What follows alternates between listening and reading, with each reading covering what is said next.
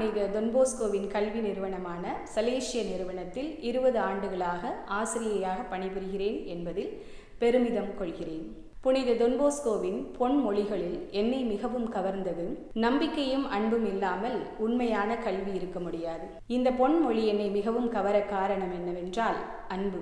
நம்மிடம் பயிலும் மாணவர்களிடம் நாம் அன்பு செய்கிறோம் என்பதை பல பரிமாணங்களில் வெளிப்படுத்தலாம்.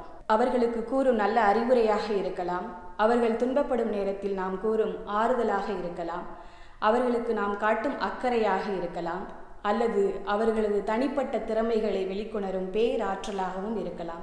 இப்படி அன்பை நாம் பல பரிமாணங்களில் அவர்களிடம் செலுத்துகிறோம் என்பதை அவர்கள் புரிந்தும் உணர்ந்தும் கொண்டால், புனித தொன்போஸ்கோவின் விருப்பப்படி இளையோர் அனைவரும் நம்மை தேடி வந்து அவர்களுக்கு நாம் செய்யும் கல்வி பணியை முறையாக பயின்று வாழ்வில் மேன்மையடைவார்கள் என்பது நான் கற்றுக்கொண்ட உன்னதமான பண்பு.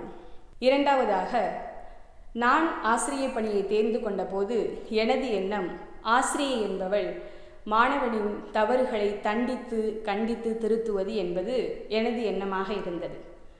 ஆனால் புனித தொன்போஸ்கோவின் கல்வி நிறுவனத்தில் ஆசிரியையாக பணியேற்ற பின்பு தொன்போஸ்கோவின் உடன் இருப்பு என்ற உன்னதமான பண்பு என்னை முழுவதுமாக மாற்றியது.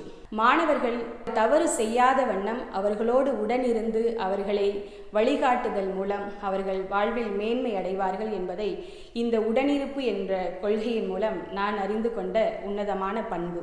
மூன்றாவதாக, எவ்வாறு புனித தொன்போஸ்கோ இளையோரை உற்சாகப்படுத்தி ஊக்கப்படுத்தி அவர்கள் வழியில் சென்று தன்வயப்படுத்தி கொண்டாரோ, அதே போல தொன்போஸ்கோவின் சலேசிய நிறுவனங்களில் தலைமை பொறுப்பில் இருப்பவர்கள் ஆசிரியர்களாகிய எங்களையும் எங்களது சிறிய நிகழ்விற்கும் தகுந்த பாராட்டுதலையும் வெகுமதியையும் உற்சாக வார்த்தைகளையும் கூறி எங்களை ஊக்கப்படுத்தி வாழ்க்கையின் அடுத்த கட்டத்திற்கு நகர்த்தி செல்வது போல நாங்களும் எங்களிடம் பயிலும் மாணவர்களை ஊக்கப்படுத்தி உற்சாகப்படுத்தி அவர்களது வாழ்வின் அடுத்த கட்டத்திற்கு முன்னெடுத்து செல்ல எங்களால் இயன்ற பணிகளை செவ்வனே செய்ய முடியும் என்பதை இந்நிறுவனத்தில் பணிபுரிவதன் மூலம் நான் கற்றுக்கொண்ட இன்னொரு நல்ல பண்பு.